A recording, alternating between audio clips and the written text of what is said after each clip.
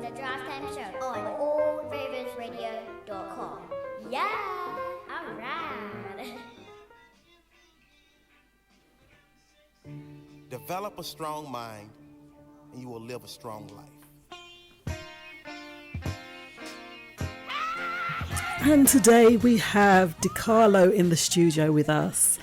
As naturally Lele is not too well. She has no voice in her. She was coughing and all sorts of things and was sent home from work yesterday. But it's not the vid, so that's fine. Okay, so how are you doing, Decarlo? Hello, everybody. How you doing? It's good to be back. As you know, Lele's been keeping the seat nice and warm for me for every time I come here. Yes. So it's good to be back. It's good to be back, and it's good to have you in the studio with us tonight. And lots to be getting on with as well, I must say, as regards to our schedule. And we also have a special guest coming in, as Marcia Hird. And as regards to the mercy ships, we're going to learn a lot more about that, because that was something I've never heard of before. Mercy ships. Yes. So that's very, very interesting. Shouting out all the DJs yesterday, DJ Slim, DJ Mark Philogene, fantastic job, as well as the DJs doing an amazing job over the start end as well. So starting off, Decarlo, what is today's National Day? Today's National Day is I am in control day. I am in control day, that's right. Yes. So today's National Day, I am in control day. I mean, there's lots of different things going on the 30th of March, but I thought I really like this national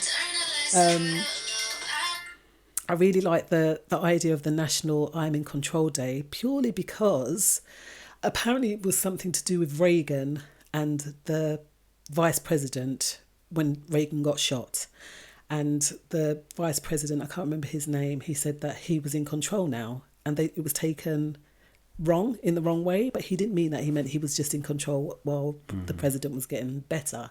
And apparently this was what this day was born out from. So, but it's really what it says, isn't it, on the tin?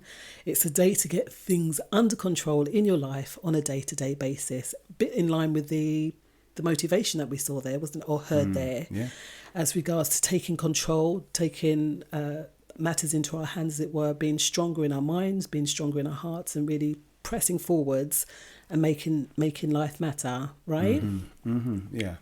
Taking control is a big, it can be a big step, but when you do make that big step, that's where you can feel the control. That's right. Just grab the bull by the horns, they say, right?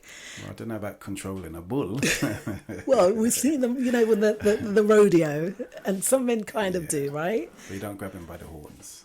No? Nah. Oh, would you grab them by the horns? Right, okay. If you do grab the bull by the horns, you've had it.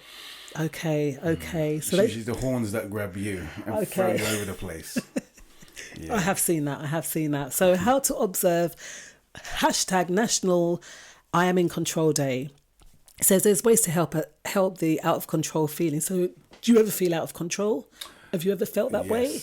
If you don't feel out of control, you're not human. You can never be in control 24/7. You can't. Yeah, because there are actually some things that we are not in control of as well. Things such as the weather. I think I've spoken about this on one of my YouTube videos. Yeah, but you talked about, weather is out there. Something we're not in control of. Yourself. When it comes to yourself, yes, there are times where you can lose control. Say, for instance, driving. Yeah. Today I got stuck behind somebody deciding to do 25 mile an hour in a 40 mile an hour zone. And I'm bibbing, beep, beep, beep, beep. And I got the kids in the car, and it's not really, that's losing control and showing them how to lose control. Yeah. So, yeah. So sorry, I cut you there. No, in a moment, we can be out of control. Yeah, in a moment. Yeah, so it says one way to begin is to take a break for a minute and evaluate our situation. So when we think about it, when we're kind of like, you don't, because people cut you up to do all sorts of things, and you basically, it's not a nice feeling, and then you're split second, that's it, you're not yourself. So sometimes we can only take charge of the things we are in control over. We just said that. And everything else we have to let go. Then you want to start using a daily planner. It says declutter, make lists, tackle one project at a time, learn organisational skills, ask for help, talk with someone, feel confidence with your decisions, take charge of the things you can control one by one, use National I Am in Control Day to post on social media. So if you're listening and you're doing your socials, there you go, hashtag National I Am in Control Day. It's quite nice, isn't it? Mm-hmm. Yeah, so... Yeah, that's, I kind of like that, but it shouldn't be just one day. It should be all the time. Absolutely. You try to do as much and try to be in a controlling way as much as possible. As in not to control others, but to be in control of oneself. Absolutely, absolutely. So greetings to everyone in the chat room. We'll be giving you a shout very soon. And yeah, it says there though that the National I'm in Control Day is a day that helps us, if we've been out of control, I guess, to just realign, readdress things and just start afresh and try and maintain it on a day-to-day basis. So like you said, it's something that we should do every single day. So would you say this is more based to people that look on social media or listen to social media and the media itself? Because think about it, if you live somewhere where you don't watch no TV and you don't really listen to the radio or read newspapers, how are you going to know it's I'm in control day today?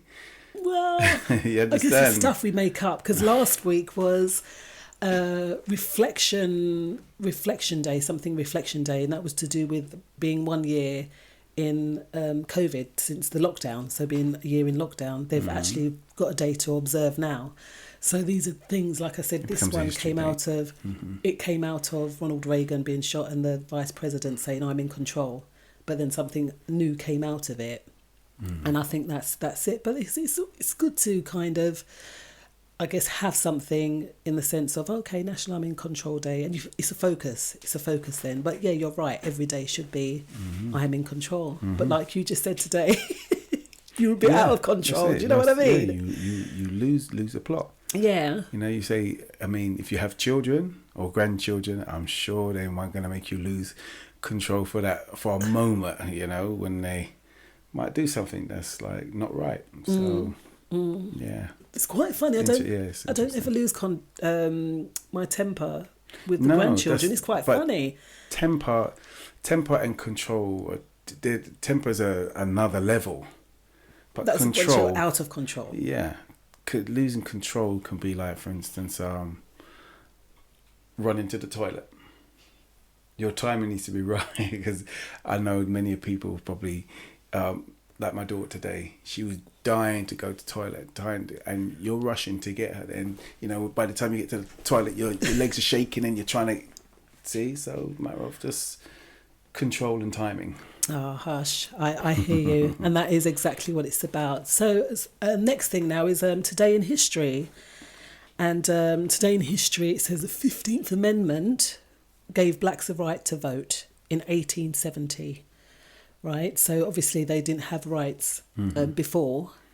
But today, 30th of March, gave them, the 15th Amendment was changed so that it gave people that, regardless of race, a chance to vote.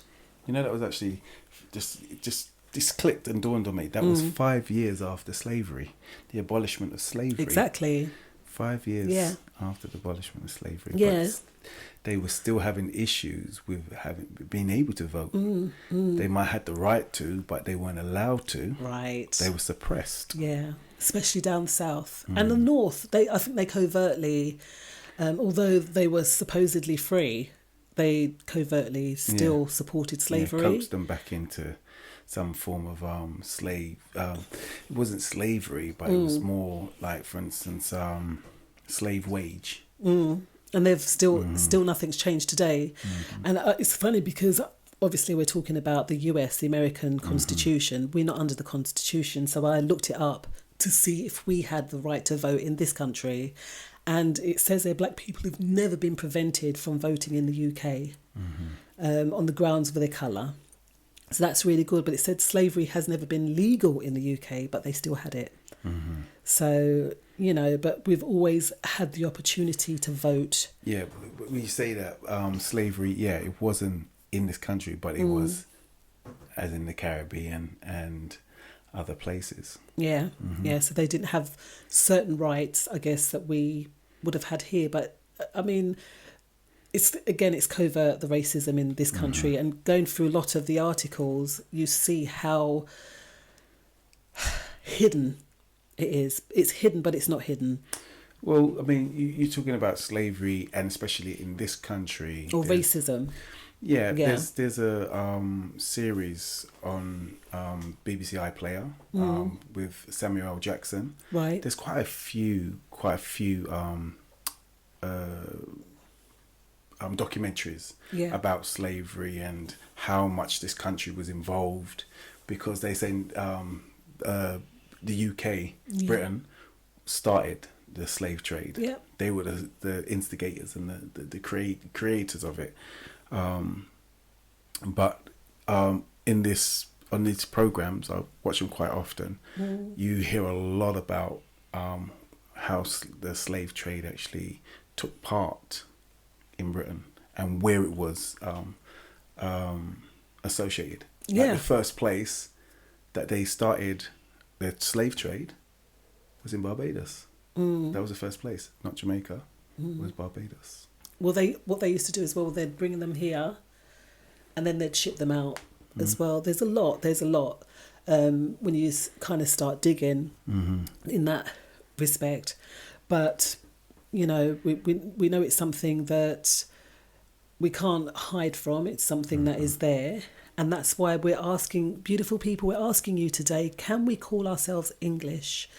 And this is due to an interview that my mum sent over as regards, it was David Lammy with a lady speaking on the telephone, and she's saying, no, you cannot be called English because you're Afro-Caribbean. So if you're born here, and obviously not our generation, I guess, because we are first generation, aren't we, from our parents. So our children and our children's children, are they English? That's the question that we're asking you today. So can we call ourselves English? And this is in line as well to the ethnic forms. Yeah, I have this conversation a lot because it seems to be only in this country. Whereas I said I'm English. I was born in England and I'm English. If I'm born in Germany, I'm German. If I'm born in Jamaica, I'm Jamaican. If I'm born in Spain, I'm Spanish. But as you stated, there is a certain party of people that like to distinguish who is who and what is what. So when it comes to England, like for instance, literally I was on the news today, they were talking about racism in football again. That's something we're going to tackle. Again. We're going to tackle that later. So, no matter how well your team is doing, you still have those people outside that feel that Britain belongs to be, it should be British people here. So British people, hence white people. Right, because even on the ethnic forms, I don't know what they're called, when they say, right, tick whatever box you fit in, there isn't black English. There's never black English. UK black, because we used to say we were UK black. However, not it's funny how you black said that. English. Yeah. Why can't we be English if we were born here? And just one point, she said that we're polluting the world as well, which I found quite rude. Can you imagine? It's like you're polluting the world, but it's only in the last, other than when we were taken from Africa to come here, we were all in Africa. And we weren't the ones that was going around polluting and killing and doing what was done. But I was talking about this with Sonia the other day about in Germany, they don't have the ethnicity forms. Yeah. They don't. So I goes, but how? Because it was talking about certain like medical records and so on, and to a certain point, all of our documents. If I go to another doctor, that doctor is able to get my documents. Yeah. From so far back, whereas over there it's slightly different. Right. What's the difference? Well, for instance, okay, let's say she could not find her whether she find a certificate that stated that she had the mumps injection. So, and I'm saying, well, can't you ask your doctor, or shouldn't your doctor know that? Shouldn't it be in your records? But it's like, nope, because it, you more or less kind of have one doctor, and that doctor has everything. Now, if you move somewhere else, it's not like they can all go to that doctor and get it. It's like you got to take it with you. And then if you lose that, it's like, what records do you have of yourself? This is why when we spoke, Lele and I spoke about the digital passports, or not digital passports, the digital identity. I think they have it in Iceland. I think they have it in, was it Albania or somewhere? Not chip. Implant. No. Okay. It's just a number. Everyone has a number, and that's them. That's who you are. No one else can use your number. So your bank, everything is secured. No one can go in and do a load of fraud because they do not have that number. There's only one person that has that number. Like a print, Right, and it's exclusive to you. You see. Yeah. So, for instance, over here, when they clone your cards and clone things. So no cloning. None of that goes on. None of. I think it's Estonia. That's right, Estonia. Okay. They can't. They don't do any of that stuff. But going back to obviously these ethnic forms. Can we call ourselves English? We're going to put that one out to you, beautiful people. And let us know what you think as regards to that. Now, breaking news today. And one of the points was that the UK, remember we spoke on reparations a few weeks ago. It says that UK university to return looted Benin bronze to Nigeria.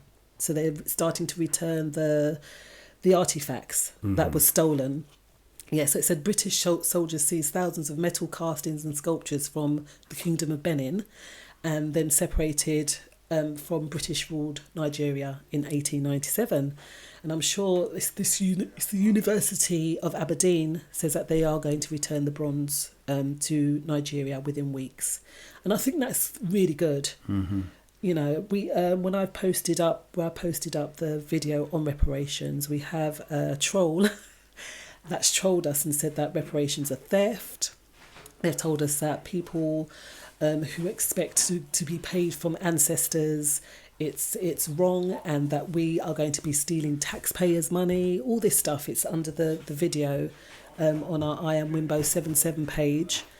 And it's quite damning to think that people actually think like that, and here we have, it says that they've looted stuff from Benin, right? But this man says that we will be stealing from the taxpayer. Yeah, but that's a funny thing, because if you look at the whole of Europe, okay, including UK, even though they want to say that their Brexit separates them. If you look at from this country, okay, there's no gold in this country. Yeah. None whatsoever. So for them to say, well, it comes from Africa or it comes from this part, and that's from our Commonwealth. But how did you get the Commonwealth? Like it said there, that the British soldiers looted. Exactly. They went in and took what they wanted. So from your looting, and you're still to this day, just like still to this day, they were still paying the slave masters reparations. Right. Okay, so all of this looting, and they're trying to say that we're thieves. Yeah, that's what the guy said, yeah. Look, you just have some really, really backward people, and it's not that guy's fault. I kind of feel sorry for him to a certain extent, because he's just been misled for the whole of his life. So if he is in his 50s upwards, he's had 50 upward years of rubbish taught to him, and he does not know anything about humanity. He's not human. Yeah, he's inhumane. And it's funny, the comments are just, I really don't know what to say in regards to them. But me personally, I don't feel that reparations is just about money. It goes a lot deeper. Yeah, of course. I mean, we had this conversation, and it's not reparations. You know, you can't look, if, like they said, okay, if the dollar was to be wiped off the barrels of oil, okay, America would go bankrupt. Okay, they would become a third world country. Okay, say vice versa, and it's the same in this country. Okay, if this country was to give back everything that they took, okay, and pay back, this country will be in debt. So even though it's, how was it, 800, nearly 800 billion or something in debt, in debt due to the COVID, okay, how much more do you reckon there would be if they was to give everything back? Because when you think about it, in regard to that, right, because we're speaking, beautiful people, about the University of Aberdeen returning looted bronze artifacts to Nigeria. But in line with that, speaking about how reparations, this is part of reparations. And the point that the guy made, he said, reparations are theft and extremely racist. Stop trying to steal other people's money. It doesn't belong to you, and you aren't owed a thing. But this is not what we're saying. All those, as we said, have been paying back the debt to the masters that took the black people, as well as I know Africa has a lot of debt. They owe a lot, don't they, to these countries. Why should they owe when you went and plundered and raped and pillaged? Why should they owe anything? Reparations. You give reparations back in that way, right? It's not about money. It's not about money, but give the people what they are due, right? It's like shaking a person's hand. So you shake the country's hand, and with your other hand, you punch them in the back of the head. Yeah. Yeah, you know, or stab them in the back. It's very bad. So I'm really glad that this University of Aberdeen is going to return the stolen artifacts back, and let's hope that a lot of other people start following suit and returning the wealth actually where it came from, isn't it? Yeah. So that's a bit of breaking news there, and in line to that person making those comments, I think you're right. It's about ignorance, isn't it? Yeah. And just delving deeper. And this country's full of it. Yes, there's a lot of ignorance in this country. From when they can say that we're polluting the place, right?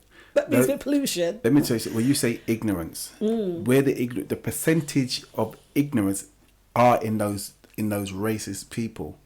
So if you say predominantly that there's 48% of white people in this country that want other people out, that's 48% of ignorance. Plain and simple.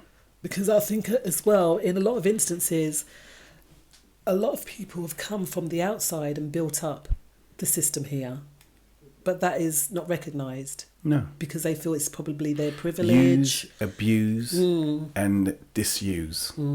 Yeah.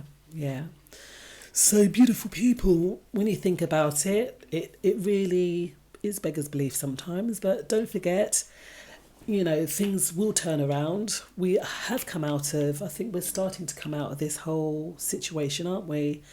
And that's a wonderful thing as well.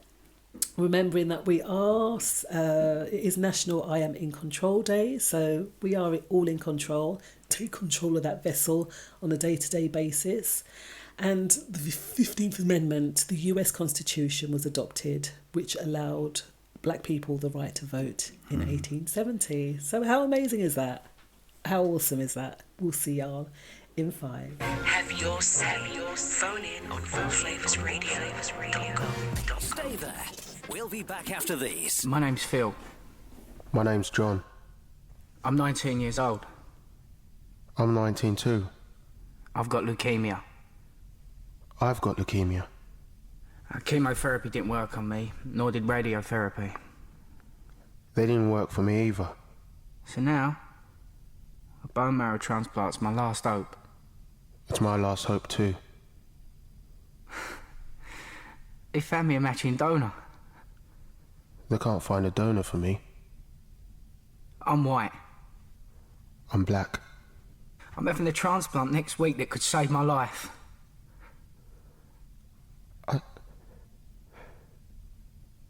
There are 24 times more white people than black on the UK bone marrow register. If you're black or mixed race, join the register today. Visit aclt.org and see how you could be the one to save a life. ACLT unites to fight leukemia. Rawview Music presents Alicia Banks on Upfront, a 7-track compilation, including the hit Love Has Found Its Way. Love has found its way in our hearts today.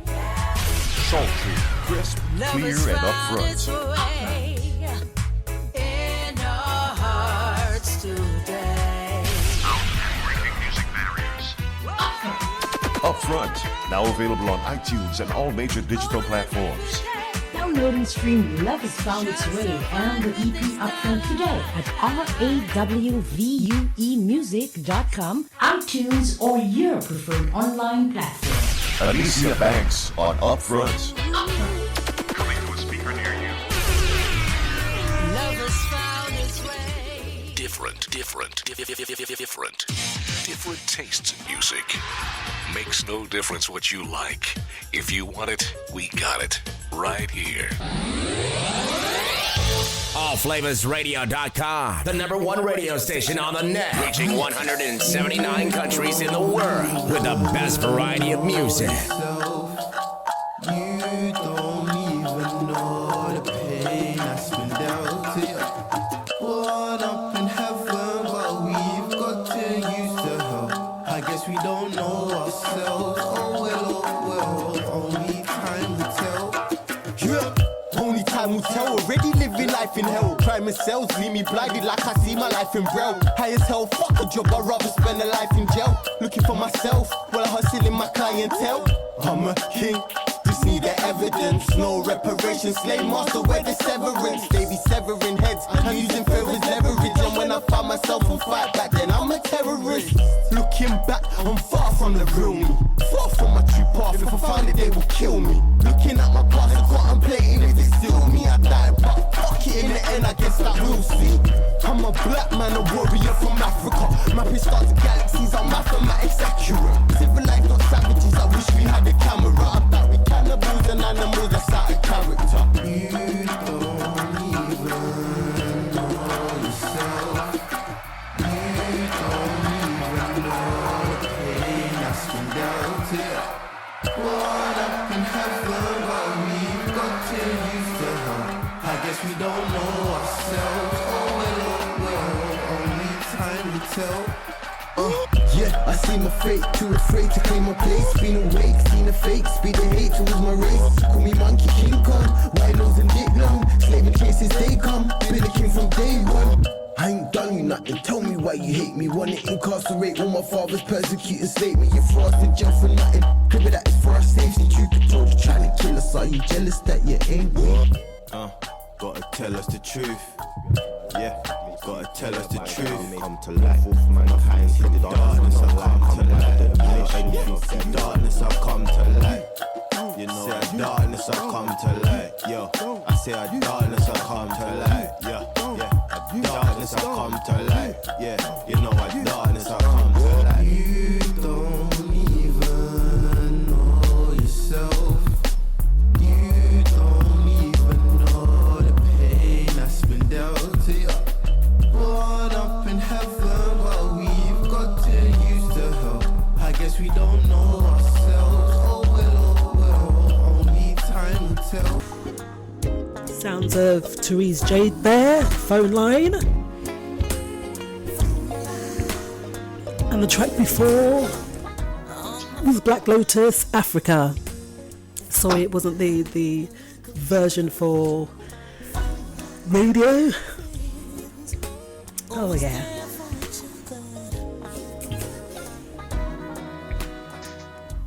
Okay. Sounds of Therese Jade there, True Friends. So we now have a special guest coming in tonight, and her name is Marcia Hird. Marcia. Hello. Hi, Wimbo. Hi. Hello. Can you hear me okay? Hi. Sorry, yes, I can hear you, yeah. Excellent. So Marcia Hird, she works for the Mercy Ships. And could you tell us a little bit about yourself, please, Marcia? Yeah, sure. Thank you, Wimbo, for having me on the station, first and foremost. I really appreciate it. It's a pleasure. Just raising the profile of the Mercy Ships. So like you said, my name is Marcia, and I'm presently a sickle cell nurse, and I work in North London. And I'm a Christian. I serve at my local church in Tottenham.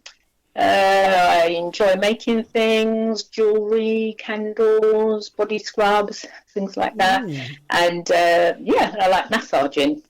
And I had the privilege of working on the Mercy Ships as a volunteer a few years ago, and I went twice. I've been to Congo, and I've served in Benin as well. Awesome. And loved every minute of it.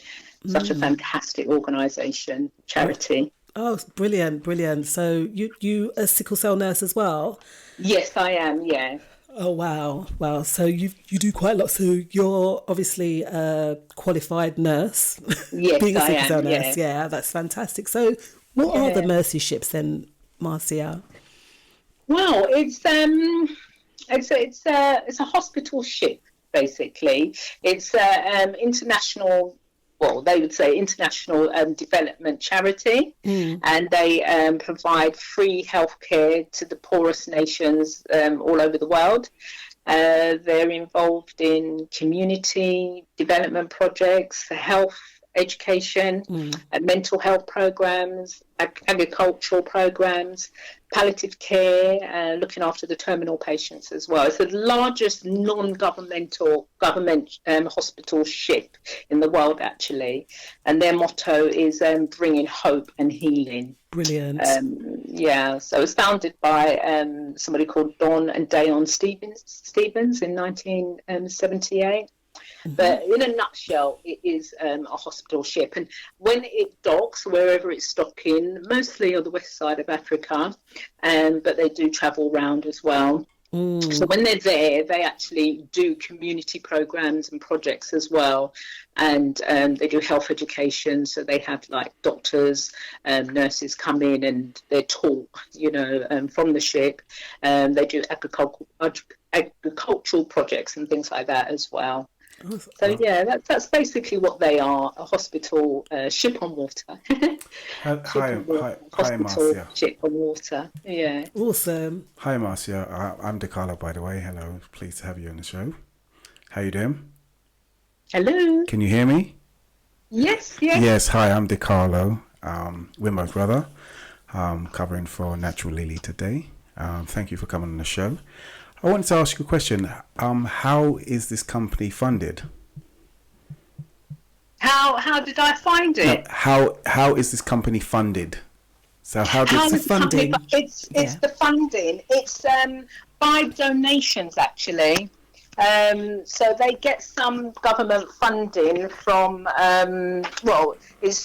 They get funding. People donate. From all over the world. That's how they're funded, really, because it is a charity. Okay. Yeah. That's amazing. And I know that you volunteer, don't you? Yes, I do, yourself, you have to raise the funds, you were saying, right? Yeah, you have to raise your own funds. And it's good in a way, because when you're raising your own funds, you're raising the profile of the Mercy Ships as well, and you're raising your own funds as well. So I was a speaker before I went on the ship. I was a speaker for the Mercy Ships, and then I went and I had that experiential experience of being on the ship.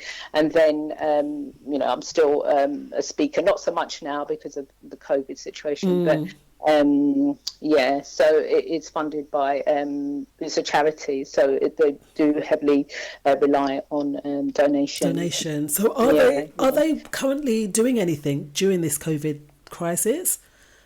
They're not at the moment. They're getting ready to sell to Senegal. I think they're going to be in Senegal.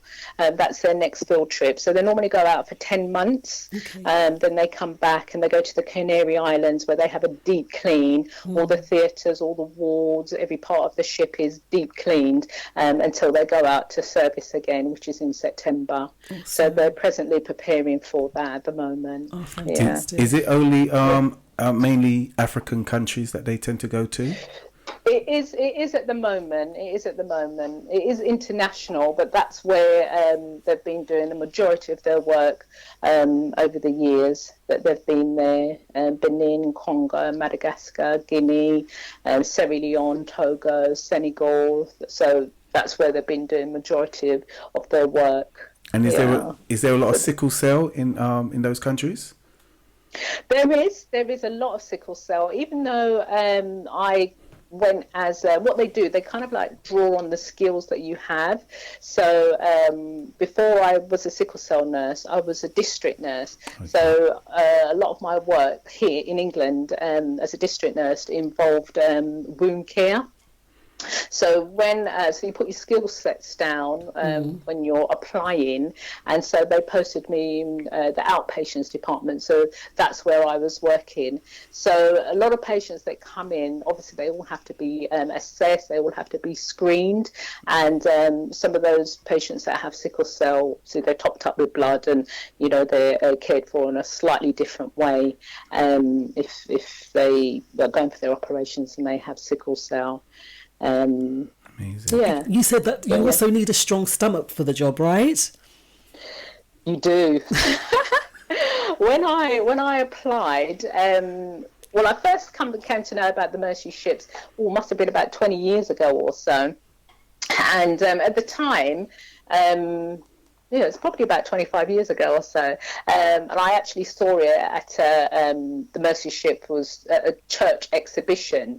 And I just thought, that sounds such an amazing ministry, amazing charity. And I'd really love to, serve there one day. I'm going back about 25 years ago now.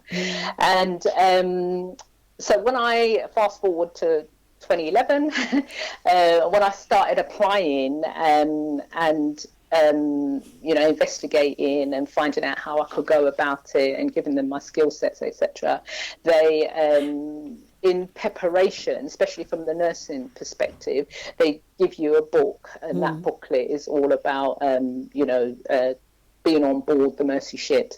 So when I applied, they put you in contact with one of the head nurses, and it's all sort of done by email. So they send you the booklet, and you get a designated person that kind of helps you through the process of applying, etc. So so they gave us a book, and you get a little bit of training when you actually get there. But for me, they gave us the book, and then you were supposed to read through this book, and there was some horrific, I'll say horrific, things that I'd never seen in England before, lumps and bumps and tumours and, deformities and etc. And I'd never seen anything like that before. So I really had to kind of brace myself and look at the pictures, and when you actually get in there in preparation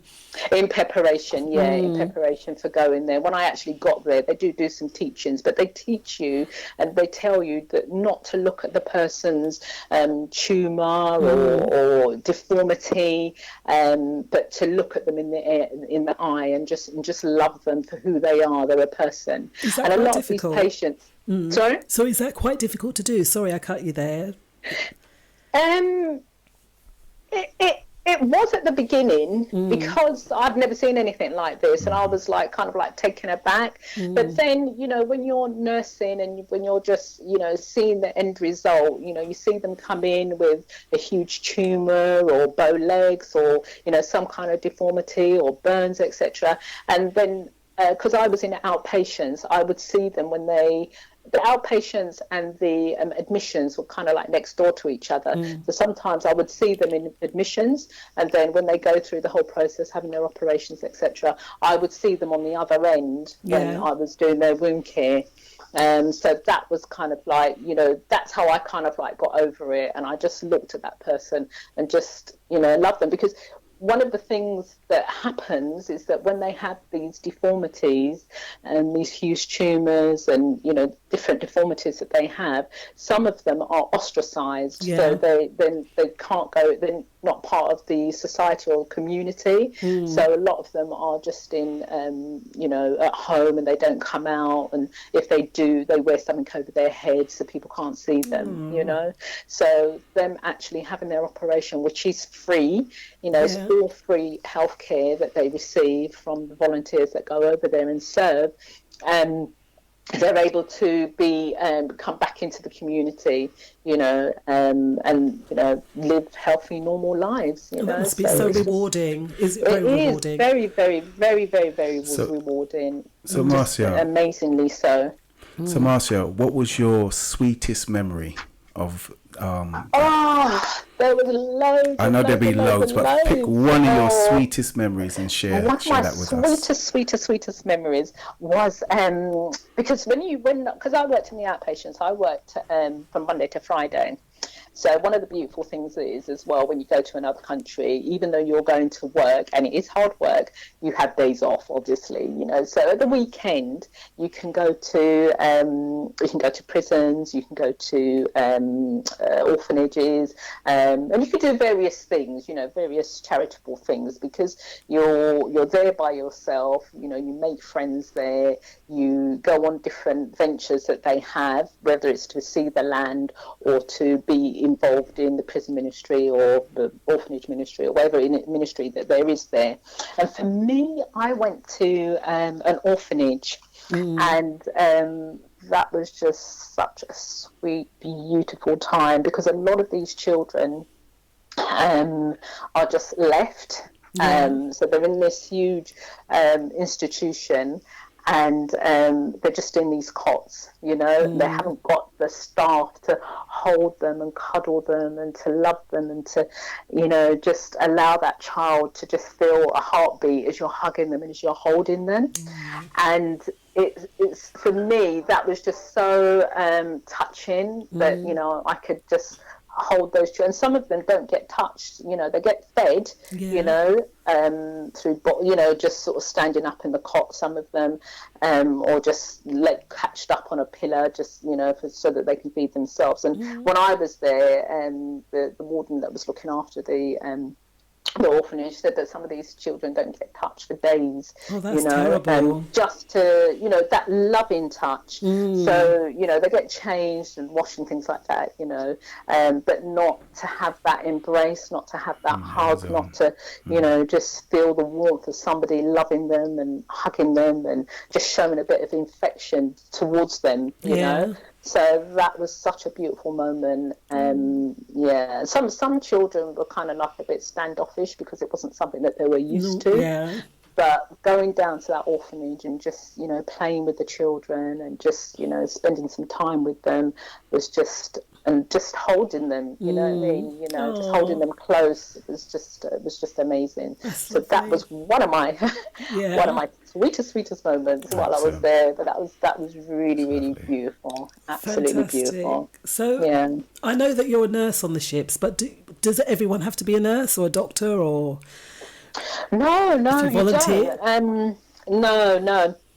You basically just have to be available. It's not just the doctors and the nurses or surgeons. That makes up 50% of the volunteers. But on the ship, they need cooks, they need teachers, receptionists, electricians, mechanics, IT, engineers, cleaners, dentists, physios, OTs. Basically, they need anything that you need on a hospital on land. They need the same quota of staff for a hospital ship, basically. So you need all these other people as well. You need admin staff. You need, the receptionist, hospitality. So you do need all these other people as well to help make sure the ship runs smoothly. What is the ratio? What is the ratio of patients that you'd see then in any given day? in any given day, for me, it varied actually. It's not sort of like, over here, 10 minutes when you go and see a GP or, as a district nurse, and I'd be, like have loads and loads of patients and I'd have to quickly get around. Over there, you just took your time and you just loved on the patients and you just really, really took your time with them. So you'd start off and, we started at 8 because we was on American time, and you would finish at 5, and that was every day for me, Monday to Friday. And you would just they would book a certain amount of patients in, and that could be from 20 to 15, or it all depends when they had to get their dressings changed, and if their dressings came off in between, then that would be an extra patient that we would see as well. And you just kept on going. So even though we were supposed to finish at 5, sometimes you didn't, you would just carry on until you saw the last patient. But that was rewarding in itself, because you're there to serve, you're there to help, and it's not like, it's 5 o'clock, time to go home. Do you know what I mean? Go back to your cabin. So you just worked until all the patients were done. So it varied actually, the number of patients that I saw. So the patients would come and they'd wait in a waiting area, and then we all had translators, and so we'd get a translator. So we'd ask the translator if they could call the next patient. The next patient would come in, and then it could be quite, because of the operations that I used to have, and some of them were quite large tumours that were removed. So sometimes the dressings were a bit more complicated. And then, if you saw a wound and it was infected, then you'd have to, call one of the doctors down, and then you'd have to wait for that. And then we'd have to give the patient some antibiotics, we'd take a swab, and all that just took time, because you'd have to, because where I worked was just on the deck actually, so it was away from the ship. So you'd have to go and you'd have to swab, you'd have to take the swab up, you'd have to come back, you'd have to wait for the antibiotics, you'd have to, do you know what I mean? So there was kind of like a lot of waiting around for things, but you just did what you had to do for that patient. It sounds so rewarding. Yeah, absolutely. And even when I was just, kind of like thinking about, coming and talking about the Mercy ships, and I was just reminiscing, I was just thinking to myself, what an amazing experience I've had to serve in this way. It's so rewarding and comforting to know that, I'm helping, alongside hundreds of others to change people's lives so that they can, go back into society and have a new life, Fantastic. Start afresh, if they've been hiding. If someone wanted to volunteer then, Marcia, what is the protocol? What's the process? Right. I think, what would I say? If you wanted to, I think you'd have to, first of all, just want to be able to serve and care for people. And knowing that one of their mottos is, just treating people one life at a time, if you wanted to be involved in changing people's lives, learning new skills. I've made lasting friendships from Benin and the Congo, people that I'm still in contact with. I think sometimes through serving others, you learn about yourself, and it's like putting others first. You're able to keep your be focused. Do you know what I mean, on priorities and what's really important. I remember when I came back from, I think it was when I came back from Congo, and I went back to, because I did some practice nursing as well. When I came back, and I was doing practice nursing, and I remember this guy coming in, and he was trying to show me this lump that he had on his hand, and I couldn't see it. I could just about feel it, and he was saying, "Oh, it's there, it's there, it's there." And I kind of like my mind just went back onto the Congo, because I was thinking, you know, of the things that I saw, the huge things, the huge, you know, tumours and things that I saw, was just, you know, mind-boggling. And then I was here trying to, you know, look at this chap and find out where his little tiny little lump was and that, you know. But you know, it kind of like, for me, just kind of like made me a bit more focused and prioritising, and, you know, putting people first, you know. Puts things in perspective as well, doesn't it, when you go to... definitely. So I think, you know, if people want to serve, you know, or become a volunteer, I think first and foremost, you know, have that servant heart, that love for people. Love for people, caring for people, and a desire to want to change their lives in some way or some form, you know, so that they can start a new life and have a fresh start. And I tell you, I learned so many new skills because the surgeries that I'd seen, I'd never seen them before. And whilst you're there, they do have ongoing CPT, continued professional development. So I think it was every Thursday for the medical professionals, that they would go and they would have a teaching session on something, you know. And some of these things I'd never heard of. I couldn't even pronounce them, but they would talk about, you know, how it came about, what, you know, the treatment, the operations that they would do, and sometimes the operations in 2 parts and things like that. So, you know, you do definitely learn new skills. Meet so many different people from all over the world as well. That was a highlight as well, meeting so many different people, you know. So how do you find out? Where can we find the Mercy Ships? So you can go online. I think it's Mercy Ships at mercyships.org.uk. To find out more information, or you can just contact the office. Or just go on the website to get the telephone number to contact the office. They'll answer any questions that you have on volunteering on the Mercy Ships, and then on that section as well, when you go on their webpage, you can actually see the vacancy section. There's a volunteer section, press on that, and then there's a vacancy section.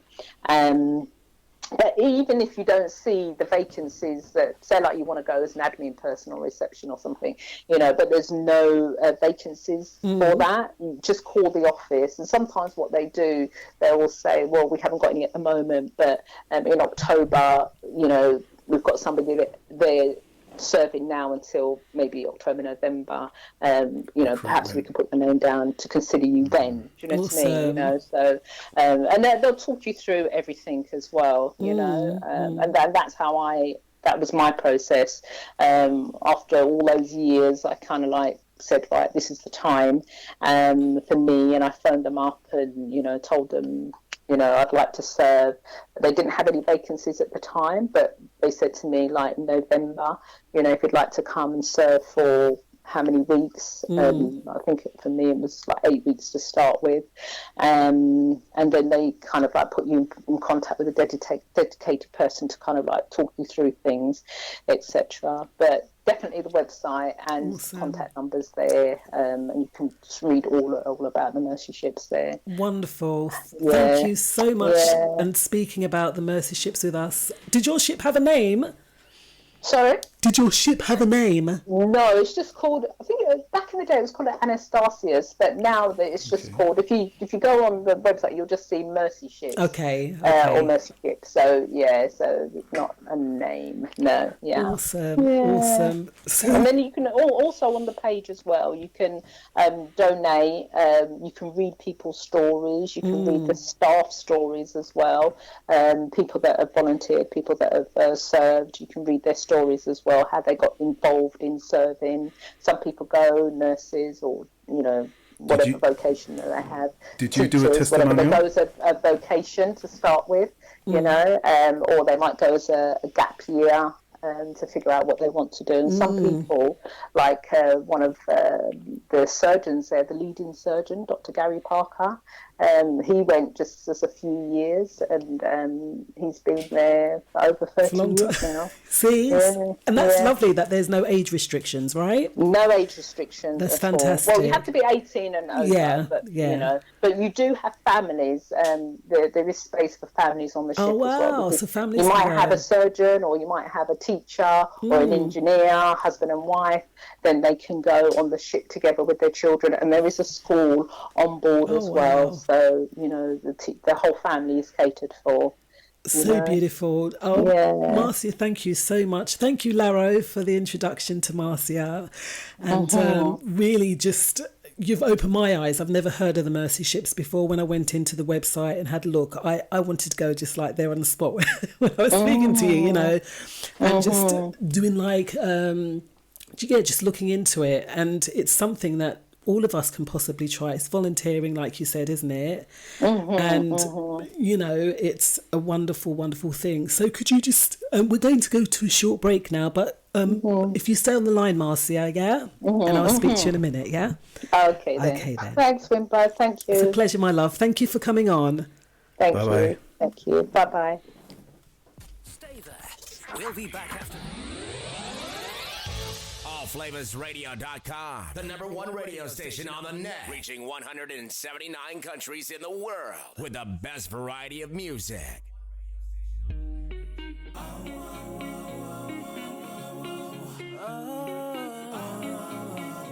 Yes. You tuned into FLAVASRadio.com. And tonight we are playing our live and signed and unsigned artists. And you might leave my side. Saying a big shout out to George Flavors, DJ Laro, who's on from 8 till 10 tonight. Joy McKay, Mumra, how you doing? Mark Philogene from Bremen. Naturally Lele, how you doing, girlie?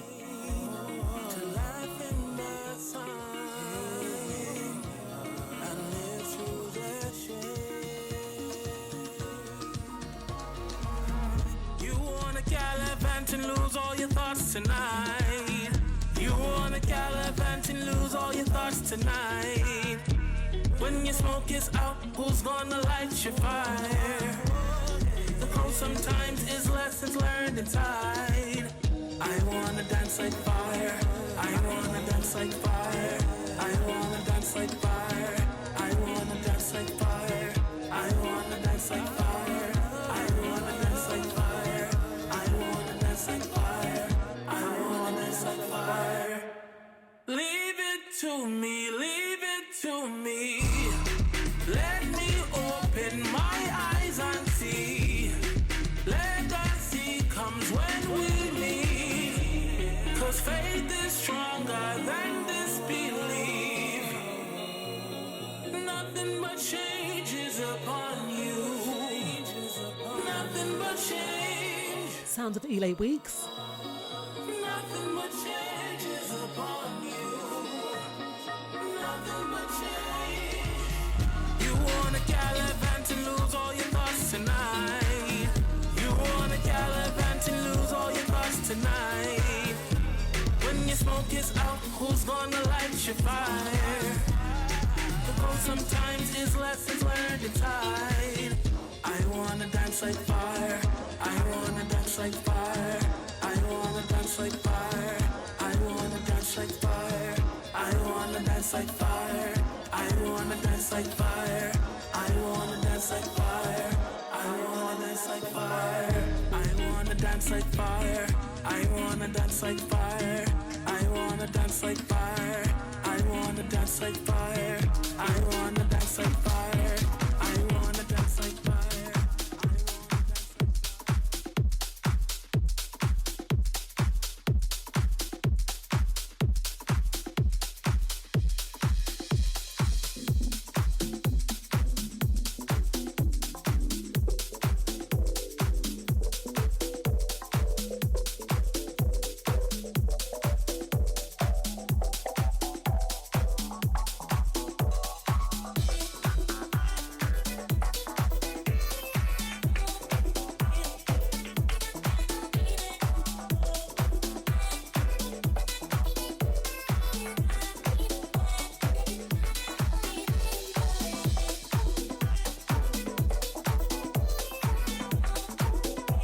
shouting out Nikki, how you doing, girlie? All the Instagram crew, WhatsApp crew, and the All Flavors crew. You silent listeners, come on, come and join us in the chat room. Track here by the Cool Notes. It's a new remix of Spend the Night.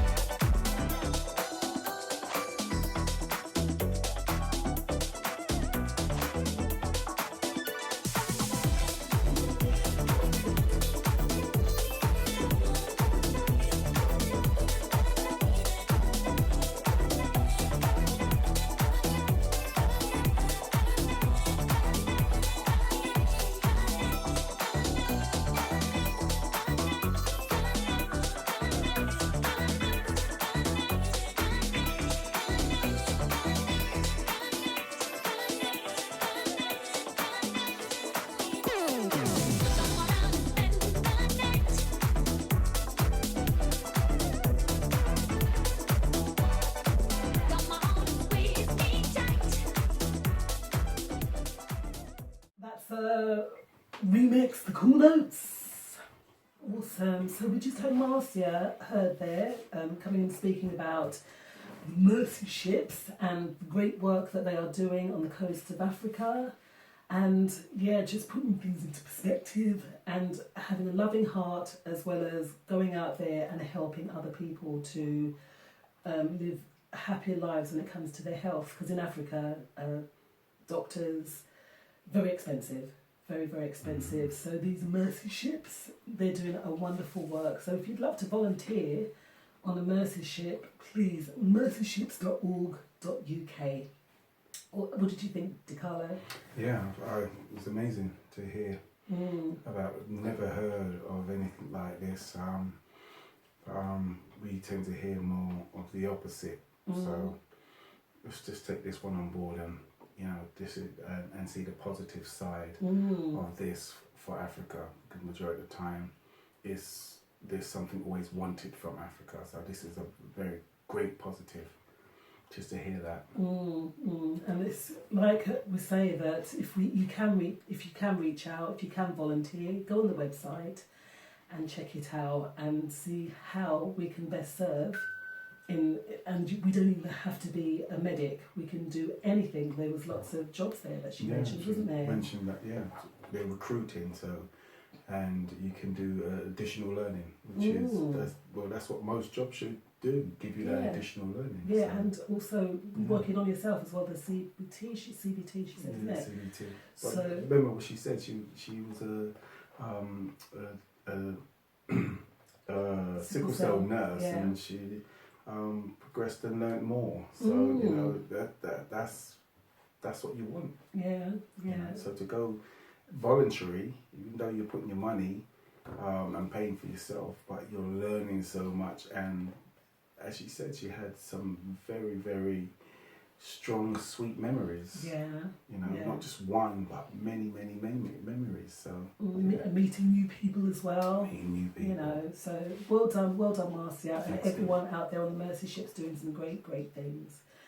Right, so we know we're on the roadmap to lifting lockdown restrictions at the moment, right? So one thing that I've spoken a lot to my colleagues about, because I do life coaching, that I work with people within the mental health field, and one of the things that has come out a lot is how we're going to deal with lockdown social anxiety. So that's people coming out of lockdown and not being able to fit back into society because they've been inside for so long. Some people have not been out all year, Dee. Yeah, I don't see people having a problem with that. Once you fall off a horse, you either get back on or you don't ride a horse again. But in that aspect, as you said, a lot of people have been stuck at home. Yeah. But you know what society is like. People wasn't used to being stuck at home. Yeah. And they got used to it. They're gonna have to get used to getting out again. See, that's what we do. We tend to, like, for instance, like, for me, I don't really go out of my house now, but I will go see the kids, pick the kids up, you know, do something. But other than that, I stay in the yard. I always went to go to Germany due to all the fines and all these kind of things that's happening. I'm not going nowhere. I don't understand all that fining, but I guess it's just to keep people in. It is. It's just a form of, like, for instance, if you look at what's rolling out at the moment, they want to open the country. Now, if you're opening the country, but you're letting in so many different people coming in, they're just gonna upset. That's how it happened. That's how we hit the country, by letting people in, plain and simple. So what they want to do is they want to vaccinate as many people as they can, so that way they can build up a resilience, so it doesn't hit as hard. Yeah. You know, so the people that want to come out, they want to see their families. You know, they want to see their friends. You know, a lot of people, I could even say, want to see their best friend, which is pint. Okay. You know what I mean? Yes. And shock. Yeah. Yeah, So, but to be able to do that together as a group, because that's something. I mean, we've missed gigging, haven't we? We've not gigged for a while. I have really missed it. I'm not going to. Was it August that we did that last gig? I can't remember, but that was when they was having the bubbles of 6, wasn't it? Yeah. And that was just madness, wasn't it? It was August or July. I think it was more August time, September even, D. No, it wasn't. It was kind of summery. Well, it was warm out. It was warm out. Yeah. And but that was in the bubble, so people couldn't dance, people couldn't get up and really have fun. Yeah, because every time they did, the security guy came along and like, oh, you don't have to dance. Right. So and then also you're all right in your bubble, but outside of your bubble. But then, I mean, if people have been vaccinated or whatever, or they've still social distancing, is there still going to be social distancing? People might feel awkward, they might feel uncomfortable around people. Got some news, like, for instance, I got a text message today stating, can I start up my outdoor workouts again? And it came from my Westminster doctor. Okay. So he's been on the front line. Yeah, carry on. He's been on the front line dealing with everybody. So what he has actually, him asking me that and said, can they do this weekend? Caller, yeah. Can if they can do it this weekend? I said, no, we can't really do it this weekend because other commitments. But for that doctor to turn and say to me, can we start training this weekend? Means that, okay, then certain things are easy enough. Because since yesterday, we are allowed to train outside. You are allowed to. I've been doing that all year. For the 6. Yes, but you've been breaking the law. No, I haven't. You're allowed to go out and do one-day exercise. So, Sonia was saying that the gig was in September. Oh. Yeah, so I thought, around that time. But we have some feedback in the chat room, and Lele says she doesn't call herself English for one, because they would actually send me back if they could. And that's quite sad. Send you back to where? Being the fact that she's born here. She's born here in this country, right? So that's scary. That someone, and that happened to that Begum girl, wasn't it? The one that went off. No.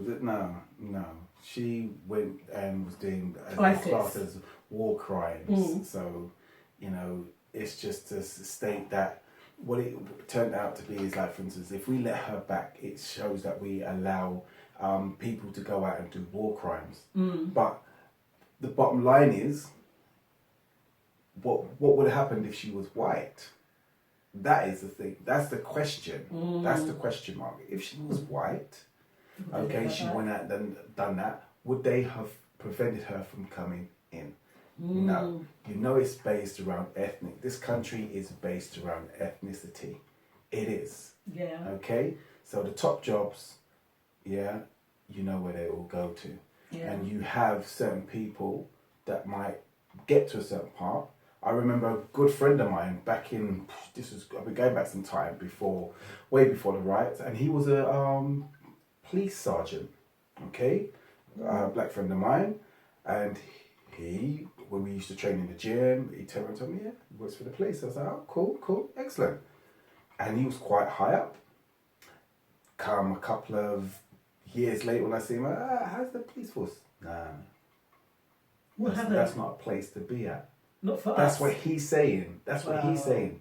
He goes, the police force, he didn't have to tell me that the police force was so racist. We know that already. That's what he was saying. Wow. So where they trying to say, like, for instance, you can't do, we're trying to do so many different things, and it's the same again. It's like, for instance, you think about it, people, I'm sorry to say, I try to be as open as possible, and I don't really like to look to racists, because, you know, I'm the rainbow daddy, trust me, okay? But what it is like, for instance, in this country, okay, you can get to a certain level and they like to state certain things. But just like how they say, well, there are black people in the police force. Yes, there are. There are higher black people in the police force. Yes, there are. Okay? But if you was to put it into a percentage, how many black people alone are in the police force, it is going to probably be around about 15 to maybe 17%. I think it's less than that. Probably. Okay, that's right. Yeah. I ain't got no facts here. I'm just kind of going on a whim. Never even looked at it. Can you imagine if I went and looked at it and I was that close? That's shameful. Okay, that's shameful. But that black, or those few black sergeants or lieutenants or commanders that are up there, I'm not saying that they don't have no blackness, but they're at a certain level. They are at a certain level on how they see their own people. And can they be called English? I don't know. Do you think they define themselves as English? I don't know. It's the same as, like, for instance, you look at it. The whole world kind of despised Donald Trump, okay? But we still saw black people, we still saw Asian and Mexican and all different types of people, of ethnicities, going to his rallies. So, like they say, we always used to say, you're a coconut. That's the coconut syndrome. You still have some people that believe, I still have a really good friend, and when we used to speak, he said, yep, I'm voting for Boris. Black guy, Nigerian, and he goes, yep, I'm voting for Boris. You don't understand. And he tried to break it down to me, and I was like, really? And his breakdown was like, Geezer, you're lost. Yeah. You know, but that's my opinion of him being lost. But my opinion to him of being all lost. The same part. Wing. Look, there's one wing on the bird. Left wing, right wing. You need two wings for the fly. Right, so that's how I kind of look at things in that sense. Lele says, I completely agree. There's still such a small percentage of us in management and supervisory roles within the police force as well as the NHS. We are kept at a certain point and stunted from progressing. Without say. Without say. Without say. So we're talking about this question that we posed to you beautiful people about, can we call ourselves English? Because there was a lady on LBC highlighting that we're not English even if we're born in this country. One question. Yes. Sorry to interrupt you there quickly. Yeah. Think about this, okay? For you trolls and all that stuff. Let me ask you a question. Is Archie English? Oh, very interesting. Is Archie English? His father is the prince, okay? His mother is mixed race American, but in Banyaso. Is he English? Doesn't matter whether his parents have moved him out, he was born here. Yeah. Do you understand? So what are they going to turn out anyway? Nah, his dad married him, so. Wow, you're being very blunt on the radio, aren't you tonight? Sorry, that word is nothing to be scared of, and that's what they used to use on Green Shield. Right? But and they still use that word to this day, and even the younger generation. If somebody understands that as a younger generation, Okay, then their parents have been teaching them some Yeah, serious... it's that whole thing, yes. that underlying thing that we're But speaking about. at the end of the day, is Archie, lovely people, tell me, okay, write in, phone in, or tell me, is Archie English? Okay, so that's another one going out there. We're highlighting that question. It was one that we posed at the beginning of the show. But going into what the article that we were highlighting as regards to social anxiety as well, because coming out of isolation, some people don't suffer with anxiety, however some people do. And Lele makes the point that there will be an extreme heightened feeling of anxiety. She says, I've been travelling to work, but I'm still feeling a type of way about travelling when the restrictions are lifted. I think it's social anxiety based on the fact that we have all only been around 1 to 6 people. Being around 10 to 20 plus is anxiety causing for many, right? So yeah, we want to get out, we want to go out clubbing, we want to go to festivals. I had an email earlier saying that another festival was cancelled this summer, which is a shame because the festival happens a couple of weeks after the lifting on the 21st, but they just don't think it's safe. All right, and was it Joy that says that we still have to? Joy says we must still keep the 2 metre rule. So it starts getting very, very kind of wavy again, doesn't it? Right. So Lele says that Archie is Anglo-American. No, listen. He was born here. You can't. How can you be Anglo-American if you're born to? That's what I'm saying. How is it? Black people or ethnic people that's born in this country can't be. But what's her name? Right? What's her name? Meghan Markle is American. Mm. Okay. What's her name? African American, but they're American. They're still American. Afro-American. Yeah. And what are white Americans? What, are they Americans? Just Americans, I guess. No. You know what I mean? But they don't, I guess, at least... What's Thierry Henry? He's born in France. He's French. Exactly. So what is this? What is this thing issue? about this English? And he was born here. He's got an English, British passport and birth certificate. Remember, you have to be registered. When you're born in this country, you have to be registered. You were registered, naturally, in this country. Okay? It's true. In this country. So, yeah, you weren't brought in on no boat. Yeah, right. You was born here and registered in Homerton. Kimmy B says. Too much business. Kimmy B said that black people are British, not English, and this is the issue now because when does it start? When do we stop becoming British and when do we become English? And I know you're very right, Kimmy B, in saying that, and because we spoke about the ethnic forms, that they have the ethnicity forms. And they have English white, English da-da-da, then they have Irish, then they have Chinese, then they have black. And under black, they've got Caribbean, African, or other, or they now have UK. Yeah. Because British, black people tend to mix with everybody, so they've got Yeah. so many different selections for black. And it's just a point that was highlighted, it was just a point, Decarlo, that was highlighted from an LBC interview that I saw. And it's quite interesting, isn't it, that they do see us. They don't see us as that. But does it matter anyway? Does it matter to you whether you're English or British? What does it even matter to you, beautiful people out there? What do you Sonia, say? can you send in something about Germany? Yeah. And their what they say about ethnicity? Nikki says, I agree with all of Decarlo. You are what country you are born in. Born in. Yeah.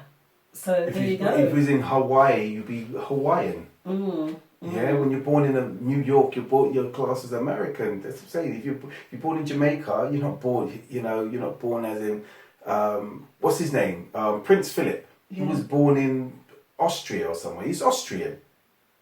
Philip, yeah. But remember we went on it's on the scale of the royal family, the side of the royal family, so it doesn't really matter what he is, to a degree, and at the end of the day, it's not clutching at straws, but it's shoring up the country for what it really is, yeah?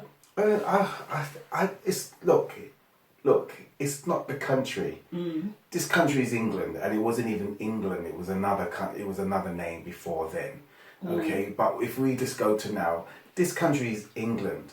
Okay, it's nothing to do with the country. Just as in Jamaica, America. Okay, same again, America wasn't what it is, and same with Africa wasn't. It was Kemet, and so on and so on. Those places are where they are. That's what they are. Okay, it is the people within the country. It's the people.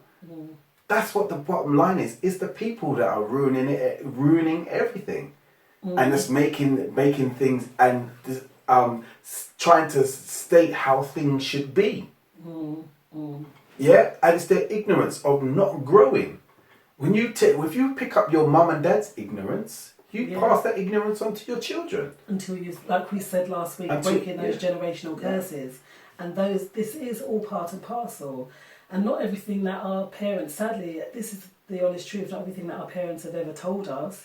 Sometimes we have to work out our own meta programming. Sometimes we've got to work through some of the old programming, get rid of it, learn, unlearn, relearn, learn, and move on as well, right? But we can learn, like from the ancestors and all that stuff, but not everything is conducive to us now at this stage.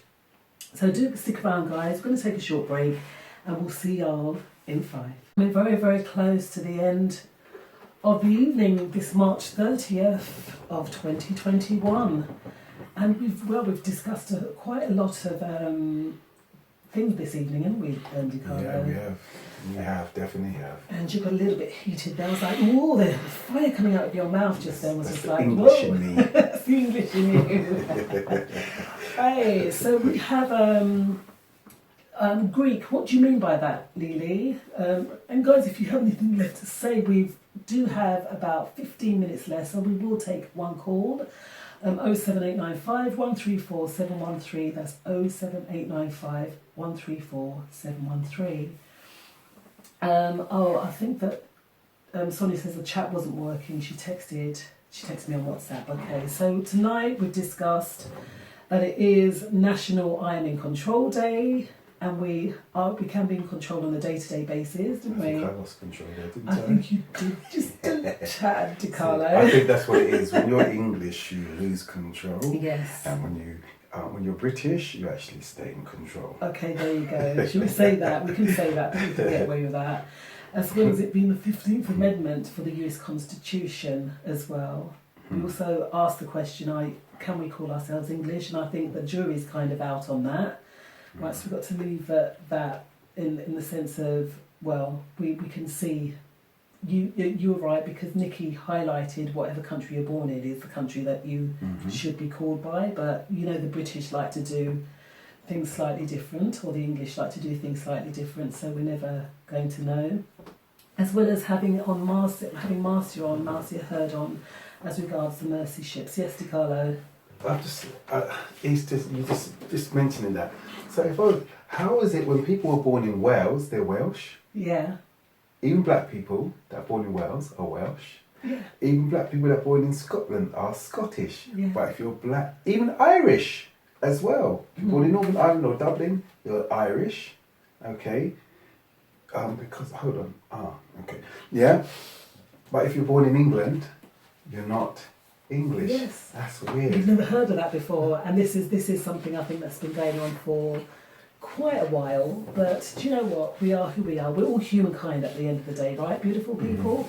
And that is the main thing. We're all humankind. And I love the way that Marcia highlighted that as regards to mercy ships, that you look into people's eyes and you have that genuine connection with them. We have that genuine love for people, that it doesn't matter who you are.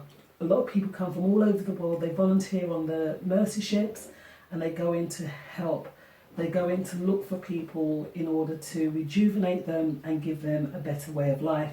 And that is how things should be. Sadly, we know that things are masked in this country. There's nothing much that we can do about that, but to be our best selves, to be our better selves, and not kind of, not to stoop below the levels that we're at. We set our standards, really, isn't it? And I know that we've been looking at this 10x rule, Grant Cardone, and it's quite funny. The number 5 says seek to solve problems.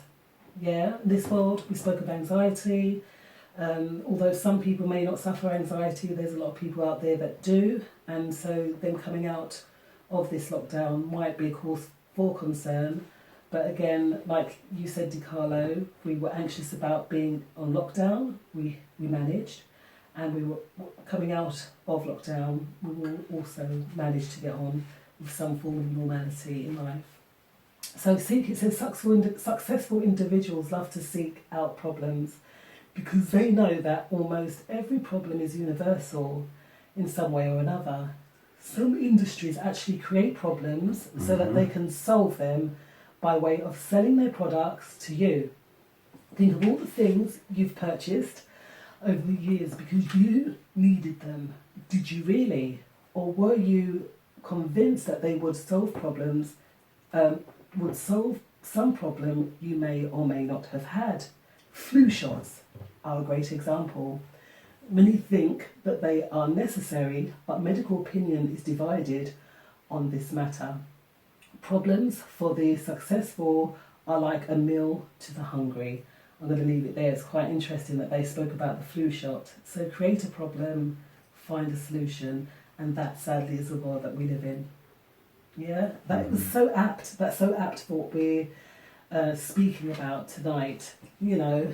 And problem solution. That's how our world functions. And they can even sell ice to the Eskimos when they're surrounded by ice and they don't even know it. A bit like the looting of the reparation stuff and sending all the artifacts back. Is that going to make a difference really to the African nation? Yeah, because something was returned that was stolen and it belongs to them, you know. You need to ask that person that said that, say, so how, an African mask, okay, how did you guys how did you get this? Yeah. What happened? How was it, how did it happen to be in your possession? What was the way of gaining it? Yeah, well they know, and the sad thing is, as it regards, we said that he said reparations are theft. That is all that those guys were actually good at: raping, pillaging, and stealing. Yeah, it's pillaging the same thing, but that is the history of the English. Yeah, they say British when the bad things happen because they don't want to kind of say English, but that is where it's actually stemmed from. Okay, it says Joy says that Archie will always be English. It's his country of birth and his language. Yeah, we agree with you, Joy, that Archie is English, but other people may have a different viewpoint, especially when you got that one drop rule. And I always say this, beautiful people, it's not about the colour, it's not about that, but it's always made that way, that we end up always having these conversations. Yeah. And, you know, there's so much more that we could actually be speaking about, but we're always brought back to this. So how do we stop this cycle? How do we break the cycle so that we don't become kind of infected or affected by it? Take over. Do you think that will happen? I actually see that happening, Decarlo. What would you say? Remember, anything white never stays white. Wow, that's deep, man. That's very deep.